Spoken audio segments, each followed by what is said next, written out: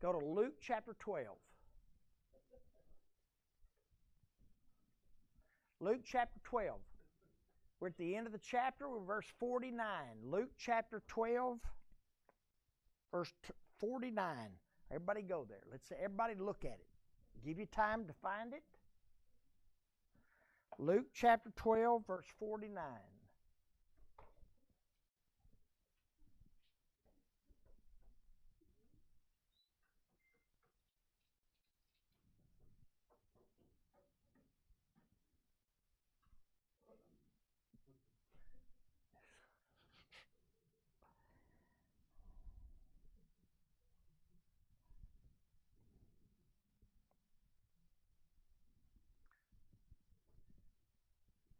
When we began Luke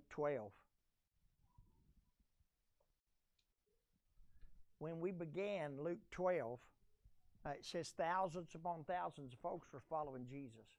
Now we know where Jesus is headed. Jesus is headed toward Jerusalem. He knows what's going to happen, right? He knows they're going to beat him. He knows he's going to be betrayed. He knows he's going to be denied. He knows he's going to be deserted. He knows all that's coming. And yet he's headed there anyway.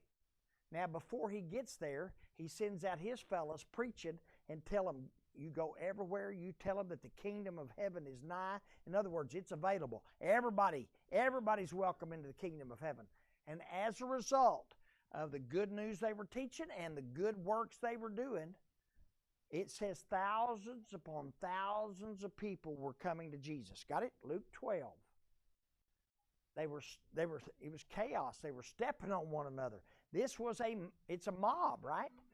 And Jesus is going to teach some things because he's concerned about them. He cares about them. He's afraid they're going to be hurt by, do you remember the words? What's the first one? Hypocrisy. Guys, it's a big deal. It is a big deal. It happens all the time. Man, I meet people all the time that finally show up in here, and they'll say, right, last church I was in, everybody was a hypocrite. We love to wag our fingers and shake our fists at hypocrites. We do. We love to wag our fingers, shake our fists at hypocrites, and we sometimes forget that we're the ones, he said, watch out for hypocrisy. This hypocrisy is not about me pointing my finger. Hypocrisy is about me checking my own heart. But something else is a problem too. Something else is dangerous. What is it? Luke 12, he says greed. Greed is like, man, it's like idolatry. It's like you serving another god. Man, it'll cause you to lose your life. It'll cause you to lose your soul. And then he said, and also, I want you to be careful about worry, because worry will distract you, and it won't do you any good, right? You can't make yourself taller. You can't make yourself shorter. Can't make yourself younger. Can't make yourself older. You just can't. It ain't not going to happen. So don't waste your time worrying it. And then last, he says, be ready.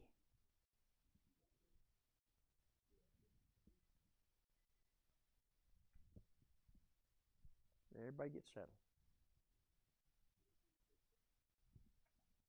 He said, let's be ready because the master's coming back. The master's coming back, and if you know what the master wants you to do and you don't do it, if you know what the master wants you to do and you don't do it, then you're going to face judgment. You're going to be beaten with many blows, right? Now, having finished that, having finished those warnings, he's going to ask them 3 questions today. Now, stop a second. When God asks you a question, when Jesus asks a question, what are you supposed to do? Yep, answer it, because does Jesus need to know the answer? No, Jesus already knows the answer. What you need to know, you need to know the answer, so that's why Jesus asked the question, and it's kind of a unique way he had, and a pretty blunt, pretty direct. He said, you need to pay attention to this. So let's read that first section into the record, all right? First section into the record. Verse 49, he said, I have come to bring fire on the earth, and how I wish it was already kindled. But I have a baptism to undergo, and how distressed I am until it is complete. Hang on. Before we ask the question, notice what Jesus is saying. Is Jesus bringing fire to the world? And when he says bring fire, he means it's a judgment. That's what fire represents. Sodom and Gomorrah were corrupt, perverted, evil, and God sent fire to punish them. But the fire also did something else. That judgment also did something else. What did it do? It forced Lot and his family to run, to flee. So judgment from God is meant to punish the wicked, but also to save, protect the innocent, right? The righteous. And Jesus said, I'm going to bring fire on the earth, and I wish it was already kindled. Now, why does he wish it was kindled? Does he wish folks were burning in hell? Does he wish folks were facing the judgment of God? No. What he's wanting is that he wants that judgment to come. He wants the fire to be kindled so that people are what? If your house is on fire, what do? Oh, that's a beautiful color, flame. I'd like to sit here and watch it. You know, I was cold last Thursday, so I'm going to sit here and warm myself. If your house is on fire, what do? You run out the house. You get out of that. You escape. So Jesus wants the fire to be kindled, the judgment to come, so it'll do what? It'll motivate us to do what? To get out of there, to run for our lives. And he says, that's what I wish was already in it, but I've got a baptism to undergo. A baptism, a death, a burial, a resurrection. He's got a baptism to undergo, and how distressed I am until it's complete. Hang on real quick. How many of you ever knew that Jesus started feeling distress about the cross, distress about the judgment that was coming on him, distress before he got to the garden? I lived a long, long, long time before I ever noticed this. That distress he had that day, where he was troubled and distressed, his soul was exceeding sorrowful unto death. He felt that distress long before he got to the garden. And Jesus says, I've got to get that done first. And then when he gets that handled, he asks this question, verse 51. Do you think I came to bring peace on the earth? Now, I've set it up, and I wish I hadn't have. I wish I'd have just let it sit. Do you think Jesus came to bring peace on the earth? He'd lie. Do you think, if I'd asked you when you walked in the door, do you think Jesus came to bring peace on the earth? Your answer would have been, in agreement, all in one voice, we would have said, yes. And how do I know? Yeah, we heard what the angel said when the day he was born. We read what the prophets said about him, that he would be the Prince of Peace. So what does it mean? Why does he ask the question? Do you think I came to bring peace on the earth? If we would said, yes, he said, well, I came, read it, not making it up. He said, I came to bring division. No, I did not come to bring peace. I came to bring division. From now on, there will be 5 in one family divided against each other. 3 against 2, 2 against 3. They will be divided. Father against son, son against father, mother against daughter, daughter against mother, mother-in-law against daughter-in-law, and daughter-in-law against mother-in-law. And we're not going to spend any time having any fun with that daughter-in-law, mother-in-law thing. We're not going to go there. The point is there going to be division?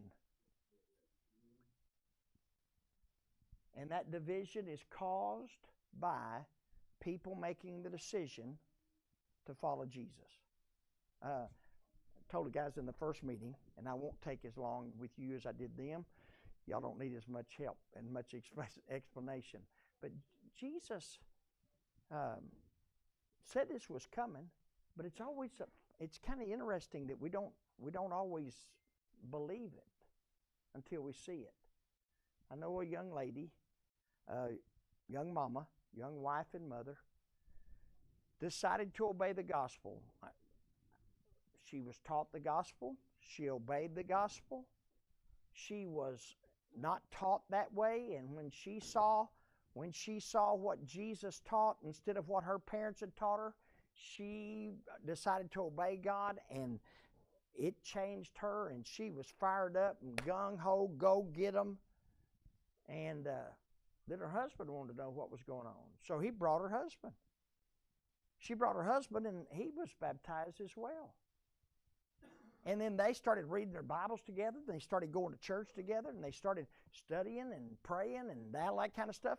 And then she brought her dad. She wanted her dad to hear the gospel. So she brought her dad to hear the gospel, and he rejected it. And then all of a sudden there was a problem. Mama, dad, brothers, sisters looked at the lady and her husband, looked at them as if, and they said, have you joined a cult? Now, why did they say cult? Why did they say cult? It's different. Why did they say cult? Because there's something different than different. It's not just different location, not just different creed. Their level of commitment, their level of enthusiasm, their level of commitment had changed. And when they saw that, they said, something's got to be wrong. There's something, that has got to be a cult, because the cult they wouldn't be that way if it wasn't a cult. When these folks, I'm telling you, I know them. When they read the Bible, pray, study, and teach, they're teaching everybody they work with. They're teaching everybody they know. They're trying to get everybody they know to obey the gospel. They want them to have the good news and the free gift just like them. And their family looks at them as if they're the ones that are wrong. Now, tell me what happened. And it's happened already in this place. It's happened in this place. It's happened in this it's happened here. It's happened in your family. It's happened among your friends. But when your family or when your friends start to look at how you're doing things different, and they start saying, I know you need to stop that because you're causing tension in the family. Who's causing tension in the family? Who's really causing tension in the family? If everybody was following Jesus like these two are following Jesus, would there be tension in the family? No. But when dad or mom says, y'all are causing tension in the family, and the family, we're going to have an intervention, and we're going to talk to you, and if you don't stop that, you're not going to be welcome at Thanksgiving, you're not going to be welcome at Christmas, man, then it starts getting serious. This couple says, they're not, but they would say, oh, Jesus wants us to have peace. That's what they're hearing. Their spiritual advisors are saying, Jesus wants us to have peace. So if somebody's not at peace with you, if somebody doesn't agree with you, if somebody doesn't feel like you're one of them, then you should change. What did Jesus just say? No, I came to bring division. I didn't write that, folks. Jesus said it. You think Jesus came to bring peace to the world? Not really. What he came was peace with God for me, yes. Peace with God for you, yes. But when we do what Jesus wants us to do, the way he wants us to do, it's going to cause other people to be at odds with us. How many folks going to choose the right way? You know the verse. How many folks are going to choose the right way? That narrow and that straight way. How many? Few. How many are going to find that broad and that smooth way? He said many. So many, there are going to be many more people than the few decide not to follow Jesus. They're not going to follow Jesus. So what do you expect? Are we going to have folks that are out of sorts with us? Are we going to have folks that disagree with us? Are we have folks that think we're the problem? And I'm not saying that sometimes we're not the problem, because sometimes we need some course correction too, right? But if you're following Jesus and you're enthusiastic and dedicated and committed to Jesus, there are going to be people that don't think you are doing what's right, and they will stand apart from you. There will be tension there. And you need to keep on doing what Jesus wants you to do, no matter what, no matter where, no matter when, no matter how, right? Now keep reading. Next question, he's coming up. He says in verse 54, he said to the crowd, when you see a cloud rising in the west, immediately say, it's going to rain. And it does. And when the south wind blows, you say, it's going to be hot. And it is. Hypocrites. Now, underline the word. Underline the word and understand Jesus is being very blunt here. He knows their hearts. And he says, hypocrites, how do you interpret the appearance of the earth and the sky? How is it that you do not know how to interpret this present time? Was there anything happening in this present time? Was there anything happening with Jesus standing right there, teaching, doing miracles, loving, helping, serving, feeding, touching people? When Jesus was doing that, was there any way for them to be able to interpret the sign that Jesus was the Son of God? Yes, no? We can do better than that. Yes, no? Yeah. Yes. Nicodemus taught us that first, right? One of their wisest men, one of the men that was on their Supreme Court, one of their big dog teachers said, John 3, he says, we know you're a teacher come from God because nobody could do what you do. Nobody could do what you do. Unless you were sent from God. These people could have seen it. If they'd opened their eyes, they would have seen it. You see Jesus doing things that no man can do. He calms storms. He casts out demons. He raises people from the dead. And him doing what no man could do would have to mean that he was somebody more than a man. So it was obvious. And anybody who decided not to listen, anybody who decided not to believe it, anybody who decided not to agree with it, is not being honest.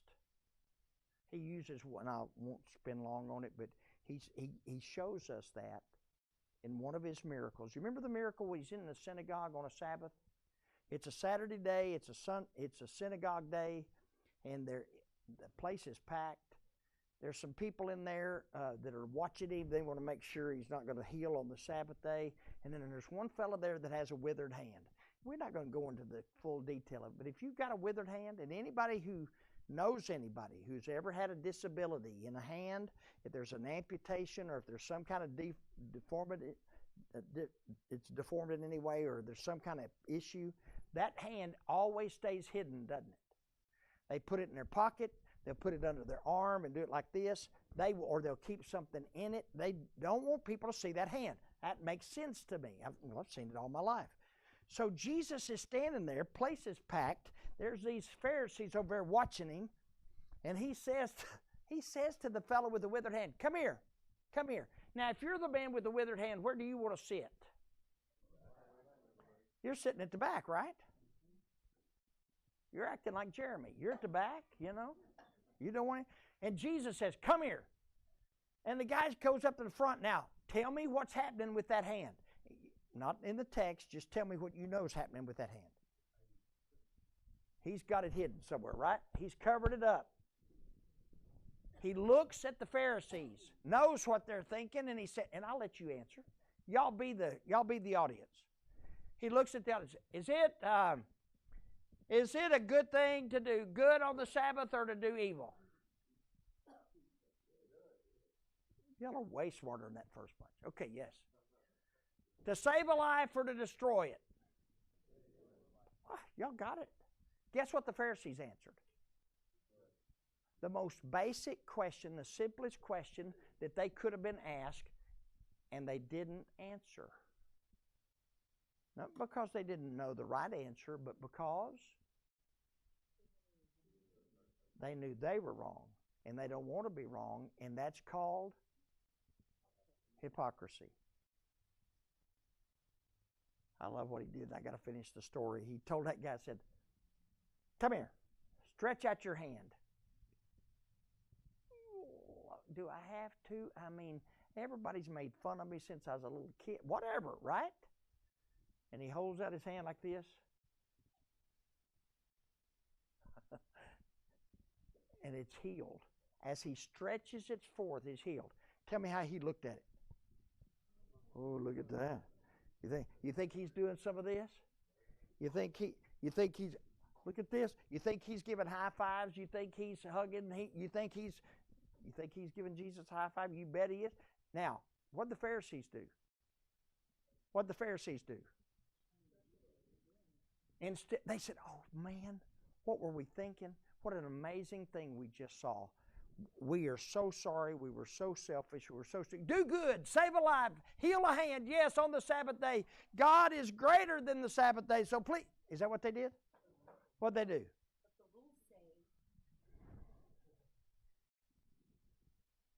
Those Pharisees went out and found some folks that they hated, by the way. I'll let you do the homework on it. That these folks that followed Herodians, they followed Herod the king, and they hated him. And they're getting with them and making an agreement. Let's figure out how we can kill this dude. Is it better to do good or say bad on the Sabbath? Is it better to save a life or destroy it? Say, well, we don't think you ought to heal somebody's hand on the Sabbath, but you can plan to kill a dude on the Sabbath. And that's what they were doing. Bunch of hypocrites. Now, time out. Answer the question. Answer the question. Could they have known? Could they have interpreted this time? Could they have interpreted this time? Yes.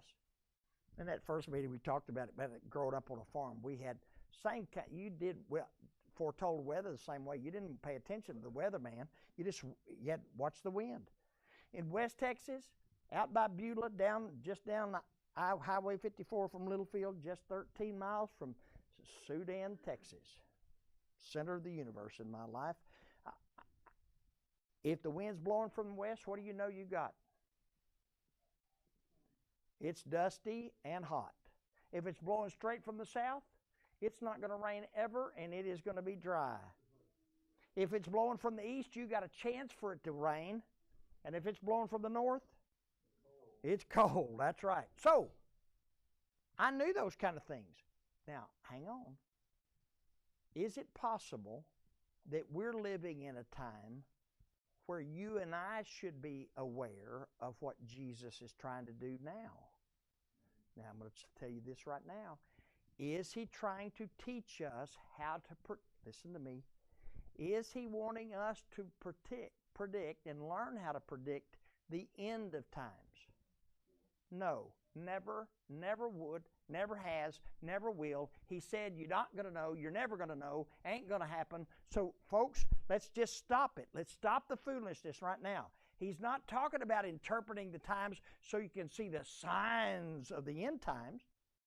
And then there's people going on TV, there's people writing books, there's people doing podcasts, there's people doing all kinds of stuff to let people know, oh, the end is coming, the end is coming. And it has got some of us, it has people so scared, it's causing them to buy those books and to follow those preachers because maybe they think they're going to be ready. Folks, the Lord's not interested in us knowing when He's coming. The Lord's interested in us being ready for Him when He comes. So if I'm ready today, guess what? Come on. And if I'm ready tomorrow and it's tomorrow, come on. And He's not talking about interpret the times as far as when it's going to end. He's trying to teach us to interpret the times for what we need to be doing where we are right now, right? And what should we be doing?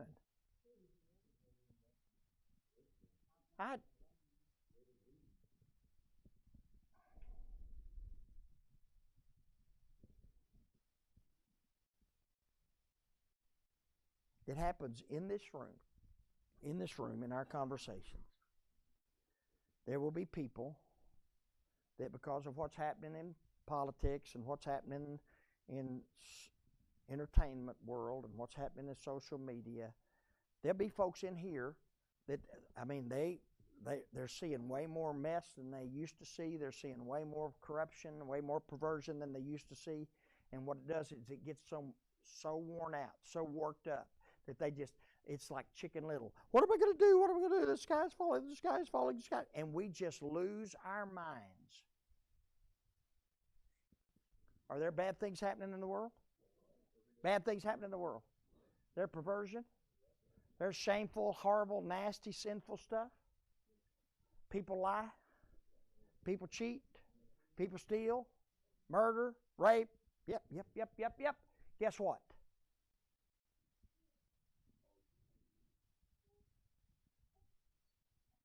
Right after they left the garden, it got started, and it has not stopped yet.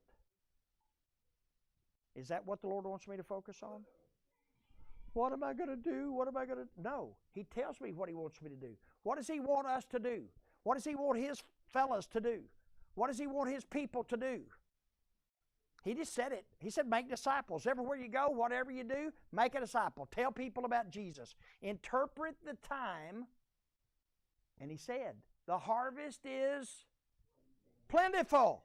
So get after it. I've heard people in this room say, well, people are just not as interested in the gospel as they used to be. I've heard the conversation. Well, back there in the 50s. Well, folks, I lived there in the 50s. It was not happening in the 50s.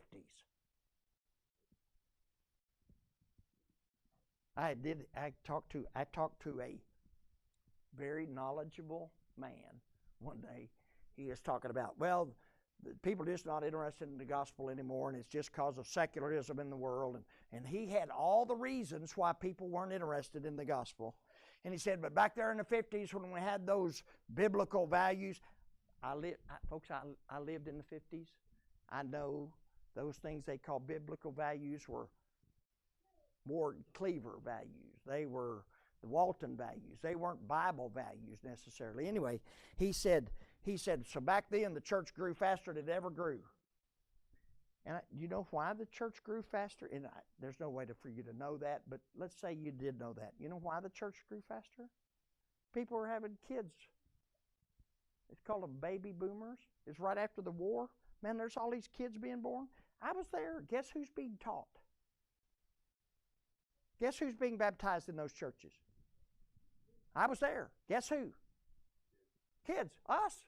Folks, young folks. And that's a good thing. We ought to teach our kids the gospel. We ought to be sure that they're ready to meet the Lord. But let's stop looking back like it's over, y'all. I'm telling you right now, and this has nothing to do. It can be affected by this, I understand, and I'm not being disrespectful in any way. I saw this. I shared this with you. I've been trying to tell us this is coming. It's here. Well, not coming. It's here. And it happened even before the young man Charlie Kirk was assassinated. People have been coming to me, coming to learn, coming to hear the gospel in numbers that I've never seen in my life. And it has nothing to do with me. It has nothing to do with advertisement. It has to do with there are people out there that want to hear the gospel. There are people, and we've always known, poor folks want to hear the gospel because, man, maybe there's a chance that they turn their life around, the Lord will bless them, and they won't be poor anymore. Okay, good. I'm okay with that. But I'm talking about doctors and lawyers and professional folk. I've seen it. I've had a chance to witness, hear them confess their faith in Jesus and surrender to Jesus. I've seen it. There are people right now that want to obey the gospel. Had it happen this week, pulled up to a place to order my hamburger. Everybody knows where that is. And Sylvia stuck her head out the window and said, Rex, would you pray for me? And I said, I sure would, Sylvia. And I said, Chris has got my phone number. Well, get my phone number from him and let me know, and let's visit. People want help, don't they? Read the Times, y'all. Let's quit fretting about what's going wrong, and let's start working because of what's going right. I'm telling you, you know somebody that wants to hear about Jesus. You do. You may not know it, but there's somebody you know that wants to hear about the gospel. Let's read these times. We read the weather. Let's read the time. The harvest is plentiful. Harvest is white. We need to go to work. All right, last one, I'm done. Last question. Jesus is going to get my attention again. Verse 57. He said, won't you judge for yourselves what is right? Stop. Read verse 57 again. Why don't you judge for yourselves what is right? I don't know that I need to say this to you because you're so much more advanced and intelligent and insightful than that first group. But just in case there's some of those first group folks here the second time, they may need the help, right? A question is not a commandment. Jesus is not saying you get to decide what's right. He's going to teach you, he's going to give us an illustration, and he wants us to make a decision based on what we learn from the illustration. He said, judge for yourselves what is right. As you're going with your adversary to the magistrate, try hard to be reconciled to him on the way, or he may drag you off to the judge, and the judge turn you over to the officer, and the officer throw you into prison. I tell you, you will not get out until you pay the last penny. It dawned on me. I don't know how long I've been reading this. I don't know how long. I had no clue. I think I know what he's talking about now. Jesus said, you make the decision, okay, about what's right. If you're on your way to meet the judge, with your adversary, what does he say to do? You get it right before you end up at the judge. You stay in chapter 12. Is the master coming back? Is he expecting you to be ready? Is he expecting you to do what he told you, when he told you, how he told you? And if you don't, there's going to be consequences. He is going to be your adversary. And before you get beaten with those many blows, or before you get beaten with those few blows, I'll let you pick whichever one you want. He said, you make sure you get it worked out before you show up at the judge. Jesus is coming back to take us home. He's coming back. Do we want to make sure we're reconciled before he brings us before the judge? Man, for sure, for sure.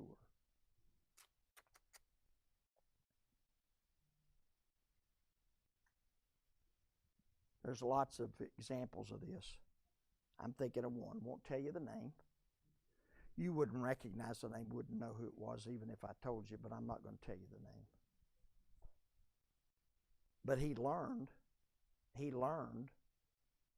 about 2 years ago, he learned what the Lord wants him to do in order to get his sins forgiven. He's learned what he needs to do to have Jesus wash away his sins. He's learned that. And yet he postpones it. He keeps putting it off. And at first, well, it was something in his family. And then next is something in his health. And then next is something in his job. And every time we talk about it, he brings it up. And he doesn't. There's always some reason he's delaying it. What's Jesus trying to teach me here? Judge for yourself what is right. What is Jesus trying to teach me? Judge for yourself what is right, what is reasonable, what is good. What's Jesus trying to teach me? One more time. You judge for yourself what is right. If the judge is coming, what do you need to do? You get right.